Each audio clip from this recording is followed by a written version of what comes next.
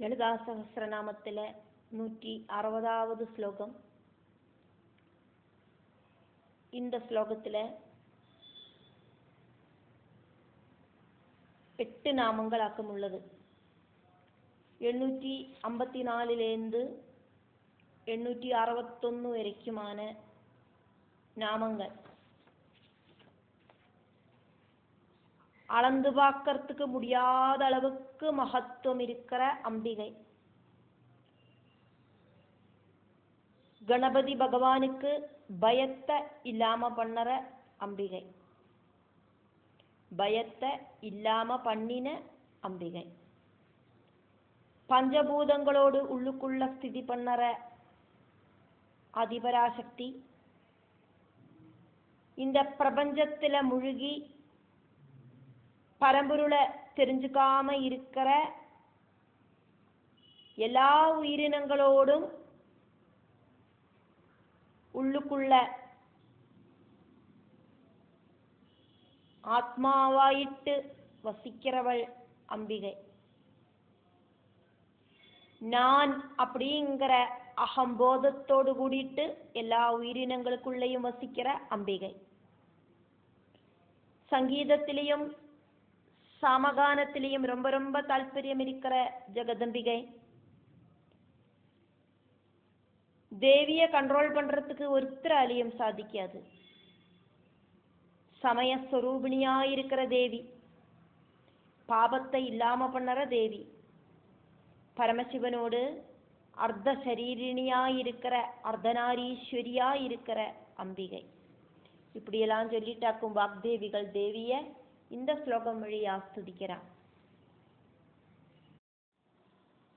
கம்பீரா ககனாந்தஸ்தா கர்விதா கானலோலுபா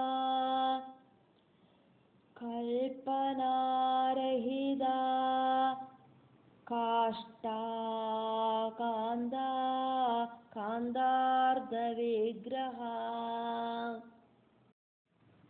160வது ஸ்லோகத்துக்குள்ள இருக்கிற நாமங்கள், அந்த நாமங்களுக்குள்ள என்னெல்லாம் பதங்கள் கூடி சேர்ந்தாக்கும் அந்த நாமங்கள் உண்டாயிருக்கு.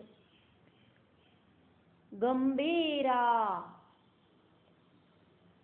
ககனாந்தஸ்தா, ககன அந்தஸ்தா, அது கூடி சேர்ந்தாக்கும் ககனாந்தஸ்தா. கர்விதா, கான லோலுபா, கூடி சேர்ந்து கானலோலுபா. கல்பனா ரஹிதா,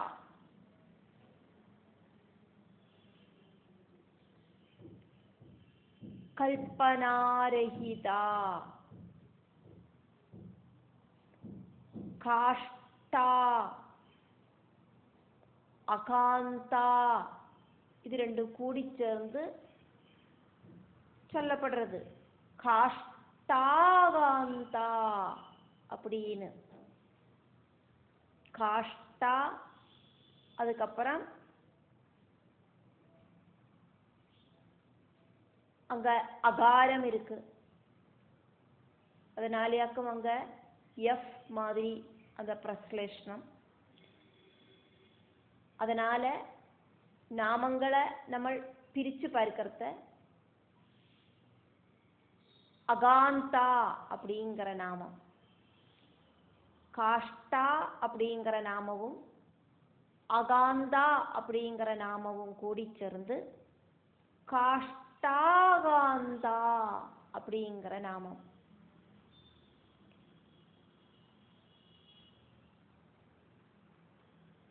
காந்தார்த்த விக்கிரஹா,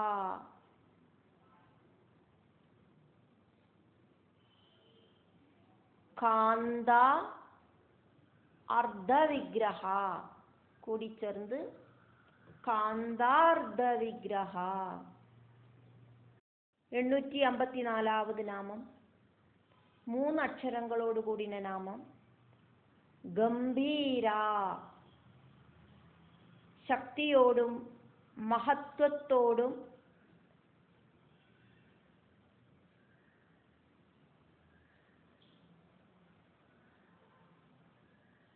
ரொம்ப டீப்பான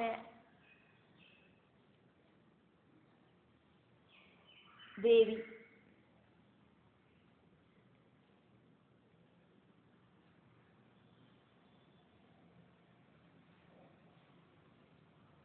சிவபார்வதிகளோடு தத்துவம், சக்தியோடும் சிவனோடும் தத்துவம், அதை புரிஞ்சுக்கிறதுக்கு ரொம்ப ரொம்ப சிரமம். ஒருத்தருக்கும் அதை பூர்ணமாயிட்டு புரிஞ்சுக்கிறதுக்கு அசாத்தியம். ஆதிபராசக்தி பிரபஞ்சம் முழுவன் ரொம்பி நின்று பிரபஞ்சத்தை ஆக்டிவேட் பண்றா. நம்மளோட சரீரம் அப்படிங்கிறத எக்ஸாம்பிள் ஆயிட்டு எடுத்துட்டானா நம்மளோட சரீரத்துக்குள்ள பலவித ஆக்டிவிட்டிஸ் நடக்கிறது. பிளட் சர்க்குலேஷன் நடக்கிறது, ஹார்ட் பீட் நடக்கிறது, சுவாசோச்சுவாசம் நடக்கிறது. இந்த சரீரத்தோட பிரவர்த்தனம் தேவியோடு சக்தி இல்லைன்னா நடக்காது. சக்தியோடும் சிவனோடும் ரொம்ப ரொம்ப அதிரகசியமான அந்த தத்துவமாயிட்டு இருக்கிற அம்பிகை. கம்பீரா அப்படிங்கிற சப்தத்துக்கு பிரஜண்டா அப்படிங்கிற அர்த்தமும் இருக்கு. துர்காதேவியோடு 8 தேவிகளில இன்க்ளூடா இருக்கிற தேவியாக்கும் பிரஜண்டா தேவி. பிரதாபசாலினியாக்கும் தேவி, அதனால ரொம்ப ஃபேமஸ் ஆக்கும். பிரஜண்டா தேவி கிட்ட யாருக்கும் எதிர்த்து நிக்கிறதுக்கு சாதிக்காது. அப்படி எதிர்த்து நிக்கிறவாளிலையும் தேவியோட சக்தி ஆக்டிவேட் ஆகிறது.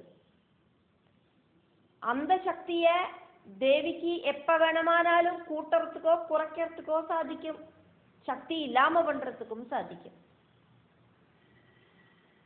அளந்து பார்க்கறதுக்கு முடியாதவள் அப்படிங்கிற நிலைமையில தேவிய கம்பீரா அப்படின்னு வாக்தேவிகள் கூப்பிடுறா. தேவியோடு ஆதியும் அந்தமும் ஒருத்தருக்கும் தெரியாது.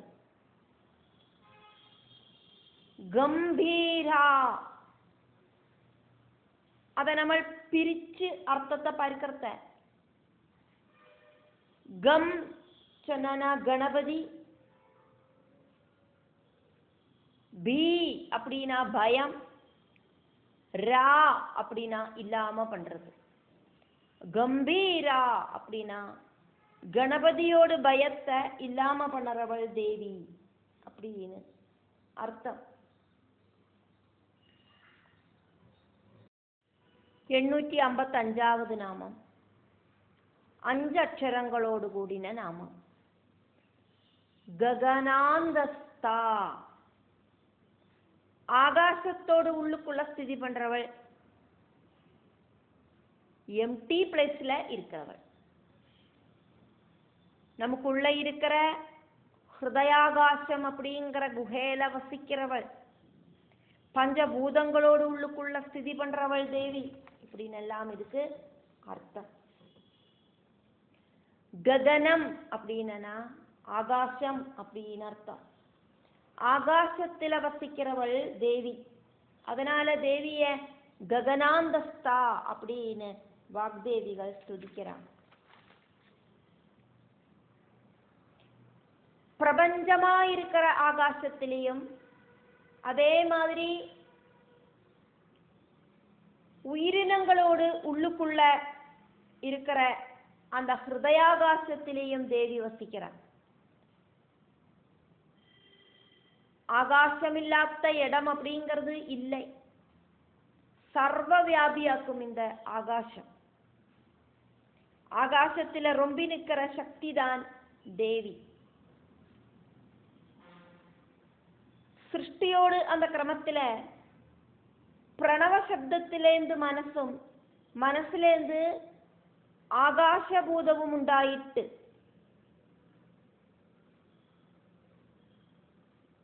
அப்படின்னா பிரணவ மந்திரத்திலையும் மனசிலையும் ஆகாசபூதத்திலையும் ஆத்மா அப்படிங்கிறது இருக்கு. பிரம்மஸ்வரூபிணியான தேவி ஆகாசத்துல வசிக்கிறவளாக்கும்.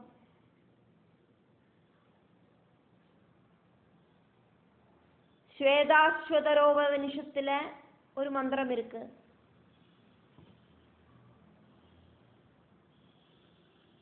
ஏஷ தேவஹா விஸ்வகர்மா மகாத்மா சதா ஜனானாம் ஹிருதயே சந்நிவிஷ்டஹ. இந்த பிரபஞ்சத்தோடு சிருஷ்டிய பண்ணற பிரகாசரூபனாயிருக்கிற ஆத்மா நித்தியவும் எல்லா உயிரினங்களோடும் ஹிருதயாகாசத்துல ஸ்திதி பண்றது. தேவி இந்த பிரபஞ்சமாயிருக்கிற ஆகாசத்திலையும் ஹிருதயாகாசத்திலையும் ஒரே சமயத்துல அதிவசிக்கிறா. 856வது நாமம் 3 அக்ஷரங்களோடு கூடின நாமம் கர்விதா.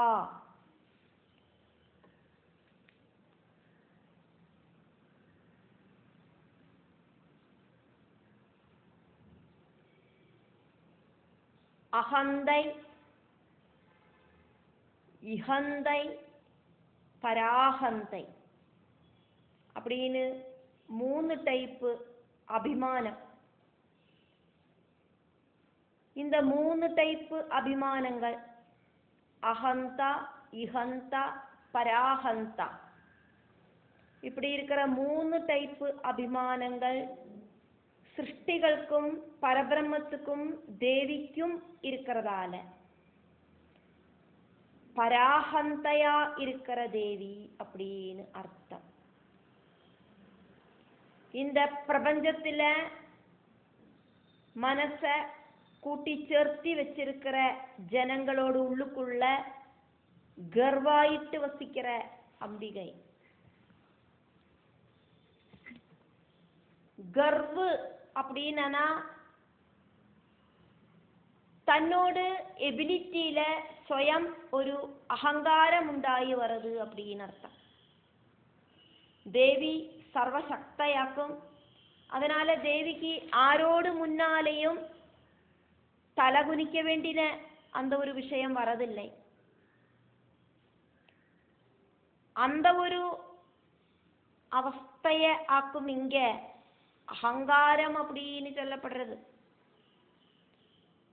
அகங்காரம் அப்படிங்கிறதையே தான் நான் அப்படிங்கிற பாவம் அப்படின்னு சொல்லப்படுறது. துஷ்டர்கள் கிட்ட போரு பண்றத தேவி அகங்காரத்தோடு கூடிட்டாக்கும் பிரவர்த்திப்பர். துஷ்டர்கள் கிட்ட தேவி ரொம்ப ரௌத்ர பாவத்துல பிரவர்த்திப்பர். மகிஷாசுரன் தேவி கிட்ட மனைவியாகிறதுக்கு சொன்னோன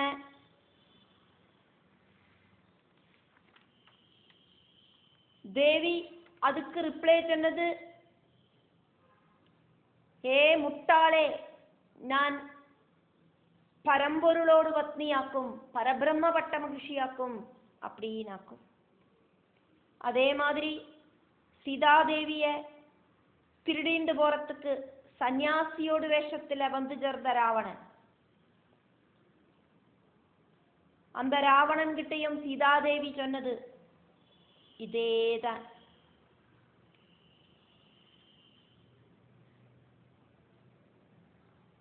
பரபிரம்ம பட்ட மகிழ்ச்சியா இருக்கிற என்ன ஒன்னால ஒன்னும் பண்ணறதுக்கு சாதிக்காது.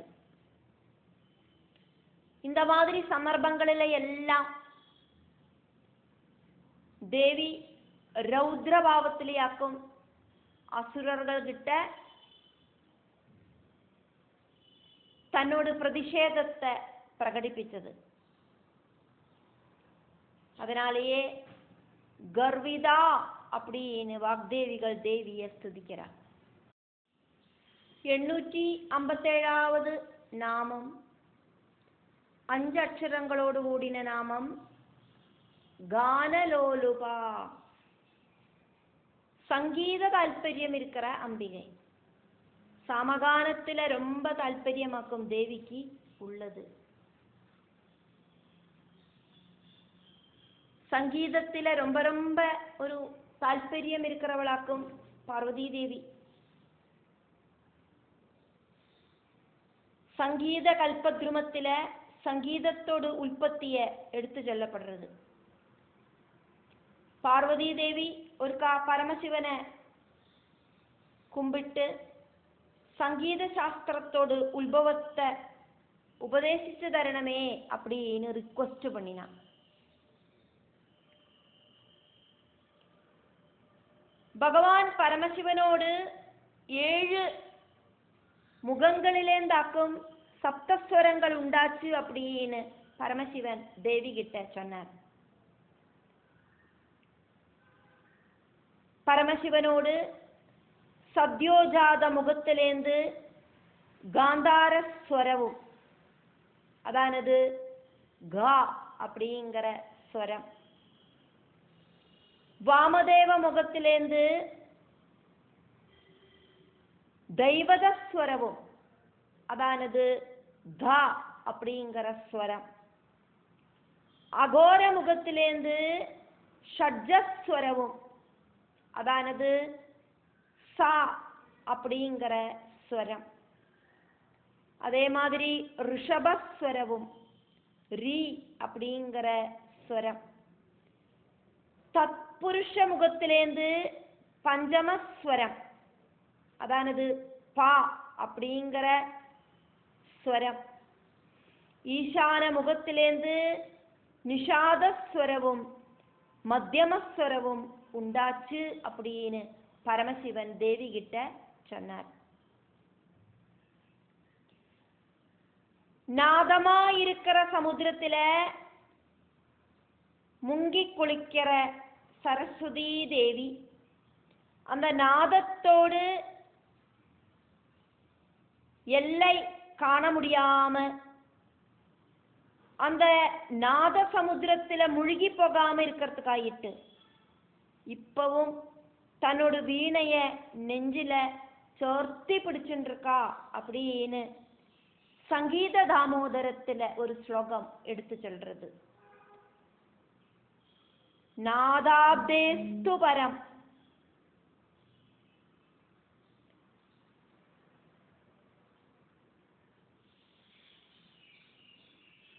பாரஜம் அஜானானா சரஸ்வதி அத்ய அபி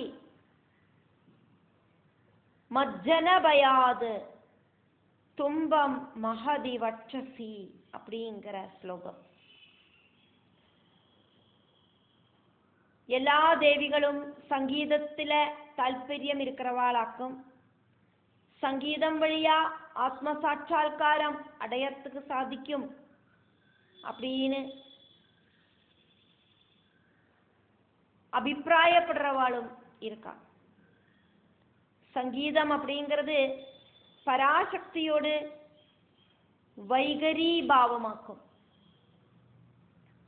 இதனால எல்லாமே கானலோலுபா அப்படின்னு வாக்தேவிகள் தேவிய நீட்டி முழக்கி கூப்பிடுறா. 858வது நாமம் 6 அக்ஷரங்களோடு கூடின நாமம் கல்பனாரஹிதா. தேவிய கண்ட்ரோல் பண்றதுக்கு ஆராலையும் சாதிக்காது. கல்பத்தில அதானது பிரளய காலத்துல எல்லா உயிரினங்களையும் சூக்ஷ்ம ரூபத்தில பாதுகாக்கிறவளாக்கும் தேவி.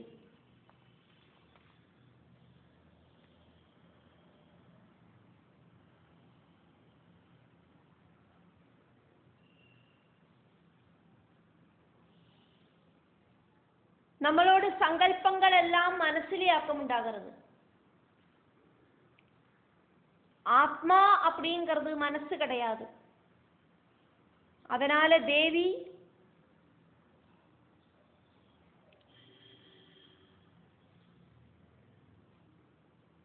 സങ്കല്പങ്ങൾ ഇല്ലാത്തവളാക്കും, ആത്മസ്വരൂപിണിയാക്കും. ஆத்மாவா இருக்கிற தேவிக்கு சங்கல்பங்கள் அப்படிங்கிறது ஒண்ணுமே இல்லை. சங்கல்பங்கள் இல்லாததாலேயே தேவிய கல்பனாரகிதா அப்படின்னு வாக்தேவிகள் ஸ்துதிக்கிறார். காம கர்மங்களாக்கும் நமக்கு வாசனா குணங்களை உண்டாக்குறது. வாசனா குணங்கள் வழியாவாக்கும் ஆக்ரகங்கள் உண்டாகிறது. அந்த வாசனைகளாக்கும் சங்கல்பங்களை சிருஷ்டிக்கிறது. காம கர்மங்கள் ஒன்றும் தேவிக்கு கிடையாது. அதனாலேயே தேவிய வாசனா குணங்கள் பாதிக்காது. தேவிய பூர்ணமாயிட்டும் சங்கல்பிச்சு பார்க்கறதுக்கு ஒருத்தராலையும் சாதிக்காது. அதனால கல்பனாரகிதா அப்படின்னு வாக்தேவிகள் தேவிய ஸ்துதிக்கிறார். ஒவ்வொருத்தரும் விவித ரூப பாவத்திலேயாக்கும் தேவிய சங்கல்பிக்கிறார். பக்தன் எப்படி மனசுல சங்கல்பிக்கிறாரோ அதே ரூபத்துல தேவி பக்தனோடு முன்னால பிரத்யட்சப்படுறா.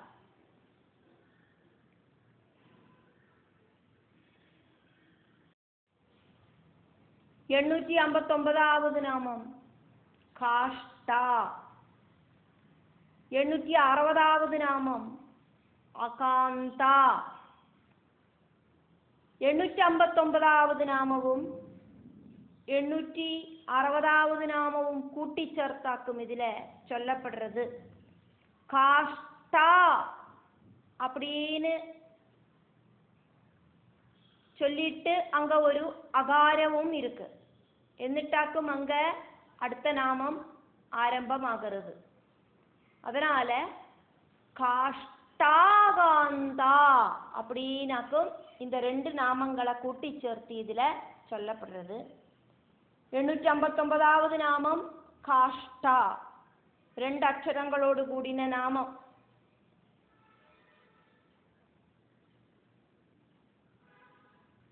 டைம் அப்படிங்கிறது ரொம்ப ரொம்ப இம்பார்ட்டன்ட். எல்லா உயிரினங்களுக்கும் ஜனனம் முதலுக்கு மரணம் வரைக்கும் இருக்கிற அந்த ஒரு காலகட்டமாக்கும் ஜீவிதம் அப்படிங்கிற வாழ்க்கை. இந்த காலச்சக்கரம் சுற்றி கறங்கிறது, அதனோட கதியை நம்ம மனசிலாக்குறது சமயத்தை வச்சுட்டாக்கும். அப்ப சூக்ஷ்மமான சமயத்தோடு ரூபம், டைமோடு ரூபமா இருக்கிறவள் காஷ்டா அப்படின்னு அர்த்தம். காஷ்டம் அப்படின்னா ஸ்திதி அப்படின்னு அர்த்தம் இருக்கு. சிருஷ்டி ஸ்திதி சம்ஹாரங்களுக்கு சக்தியை கொடுக்கிற அதிபரா சக்தியா இருக்கிற தேவி. பிரம்மாவுக்கு சிருஷ்டி பண்றதுக்கு சக்தி கொடுக்கிறது பிரம்மாணி தேவியாக்கும். மகாவிஷ்ணுவுக்கு ஸ்திதி அப்படிங்கிற சம்ரக்ஷண சக்தி கொடுக்கிறது லக்ஷ்மி தேவியாக்கும். மகேஸ்வரனுக்கு சம்ஹார சக்தியை கொடுக்கிறது ருத்ராணி தேவியாக்கும். இதெல்லாமே ஆதிபரா சக்தியா இருக்கிற தேவியே தான். டாப் மோஸ்ட் அப்படிங்கிற அர்த்தமும் காஷ்டா அப்படிங்கிற சப்தத்துக்கு இருக்கு. ரொம்ப சூக்ஷ்மமான டைமிலேந்து டாப் மோஸ்ட் டைம் வரைக்கும் தேவிதான் உள்ளது.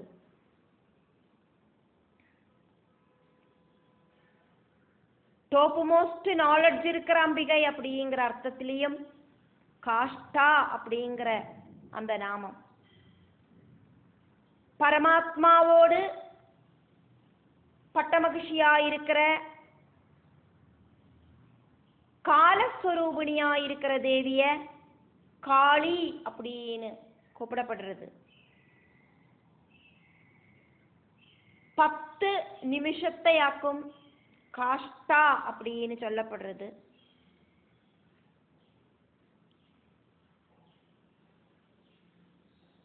பத்து மினிட் கிடையாது, அதை விட ரொம்ப சின்னதாக்கும் நிமிஷம். டைமோடு ரொம்ப ரொம்ப சின்ன அளவு.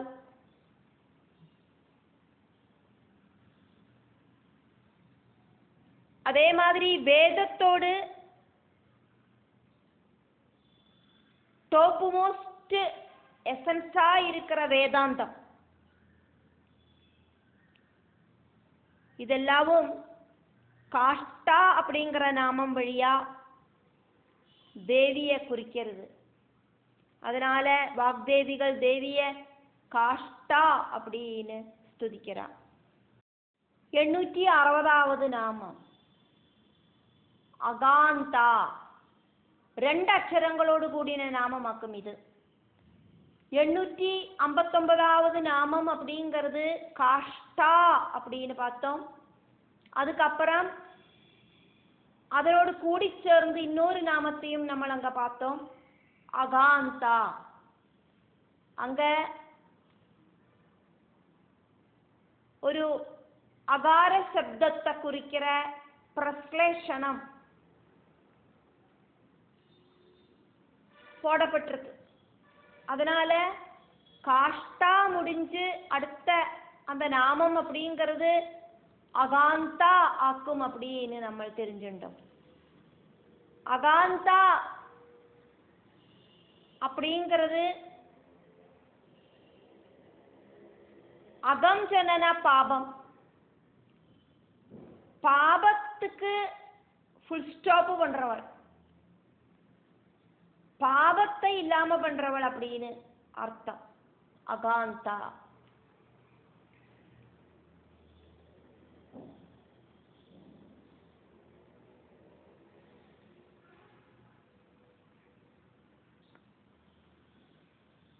பரபிரம்ம பட்டமகிஷியாக்கும் அம்பிகை.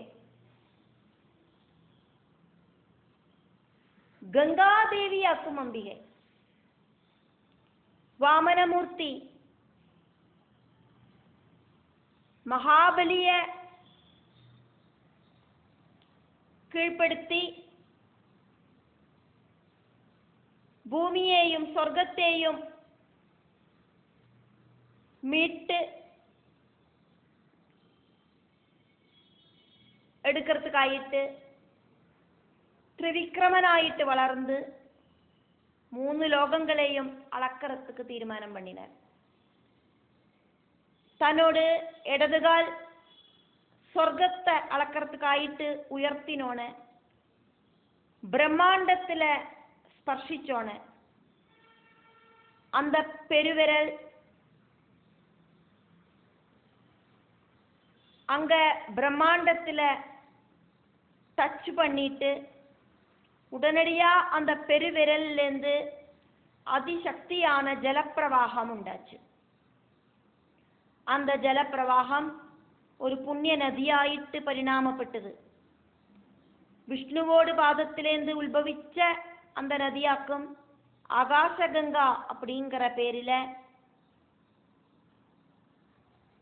விஷ்ணுபதி அப்படிங்கிற பேரில பிரசஸ்தமாயிட்டு தெரியப்படுறது.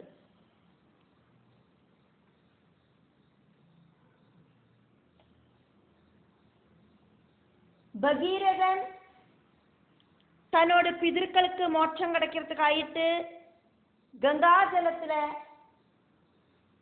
தர்ப்பணம் செய்யணும் அப்படிங்கிற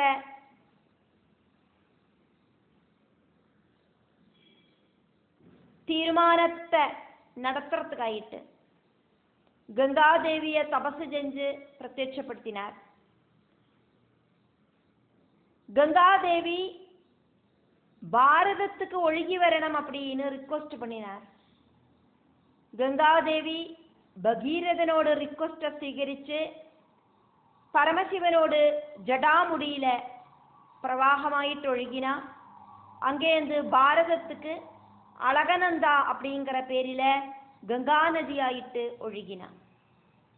பகீரத பிரயத்னத்தால ஆகாச கங்கை பாரதத்தில் ஒழுகினதால கங்கா நதிக்கு பாகீரதி நதி அப்படிங்கிற பேரு கிடைச்சது.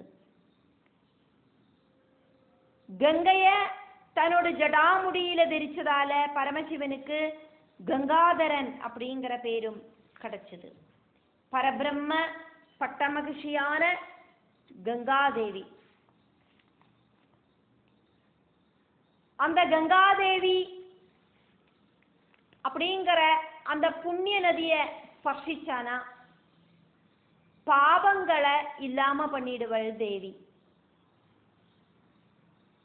அதனால இங்க அகாந்தா அப்படின்னு வாக்தேவிகள் தேவிய துதிக்கிறார். பாவத்தை இல்லாம பண்றவளே அப்படின்னு அர்த்தம். 861வது நாமம் 6 அக்ஷரங்களோடு கூடின நாமம்.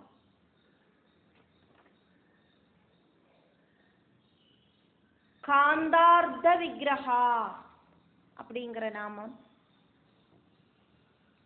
பரமசிவனோடு பாதி சரீரமாயிருக்கிறவள், அர்த்தநாரீஸ்வர ரூபத்துல இருக்கிற தேவி.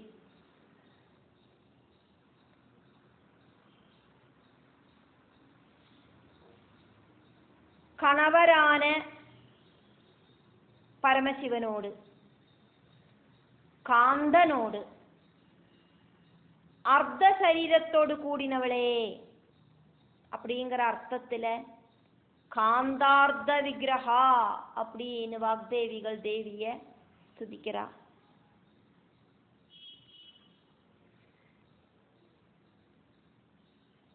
சிவபுராணத்துல சதருத்ர சம்ஹிதையில பரமசிவனோடு அர்த்தநாரீஸ்வர அவதாரத்தை சொல்லப்படுறது.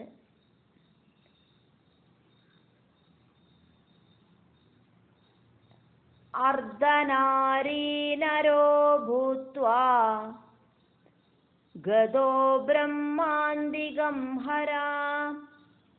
பிரம்மாவோடு ரிக்வெஸ்ட் படி பரமசிவன் அர்த்தநாரீஸ்வர ரூபத்துல பிரத்யட்சமானார். பிரம்மாவோடு பக்கத்துல போய் நின்னார்.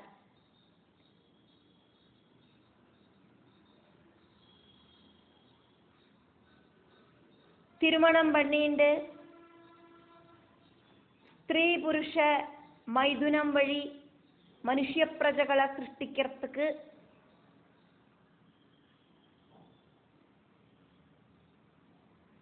பகவான் அனுகிரகிக்கணும் அப்படிங்கிற பிரம்மாவோடு ரிக்வெஸ்ட் படி பரமசிவன் அர்த்தநாரீஸ்வர அவதாரம் സ്വീകരിച്ചാர்.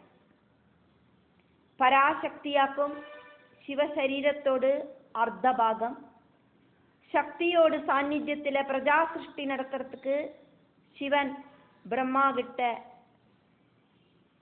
ரிக்வெஸ்ட் பண்ணினார்.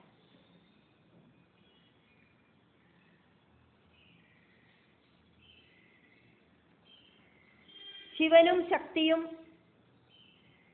கூடிச்சேர்ந்து மட்டும்தான் இந்த பிரகிருதியில எல்லா விதமான சிருஷ்டியும் உண்டாகும் அப்படிங்கிறத எடுத்து காட்டுறதுக்காயிட்டு